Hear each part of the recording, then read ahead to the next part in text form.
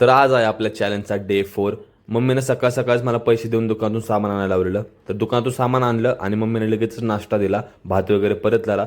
तर तो भात खाल्ला आणि थोड्या वेळाने लगेचच बसलो पेपर वाचायला. थोडा वेळ पेपर वाचला.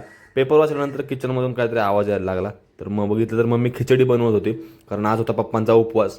खिचडी बनवल्यानंतर मला वाटलं फक्त पप्पांनाच देते काय, पण मला पण दिली खिचडी मम्मीने. तर खिचडी खाल्ली आणि थोड्या वेळाने बसलो मी अभ्यास करत. थोडा वेळ अभ्यास केला, माझं सगळं पूर्ण केलं. अभ्यास केल्यानंतर भूक लागलेली, त्यामुळे थोड्या वेळाने जेवण केलं. आणि जेवण वगैरे झाल्यानंतर मी आमच्या इथल्या मुलांसोबत टाईमपास करत गेलो खाली. जरा वेळ टाईमपास वगैरे केल्यानंतर पुन्हा घरी आलो.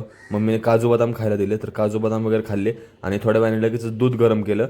आणि आज होते एकादश, त्यामुळे मला जायचं होतं मंदिरात. त्यामुळे मी पहिले तर माझा शर्ट इस्त्री केला आणि शर्ट इस्त्री केल्यानंतर तो शर्ट घातला आणि थोड्याच वेळात मी लगेच गेलो मंदिरात, कारण थोड्या वेळाने आरती चालू होणार होती. दर्शन वगैरे घेतलं. तर भेटूया पुढच्या व्हिडिओमध्ये. Thanks for watching.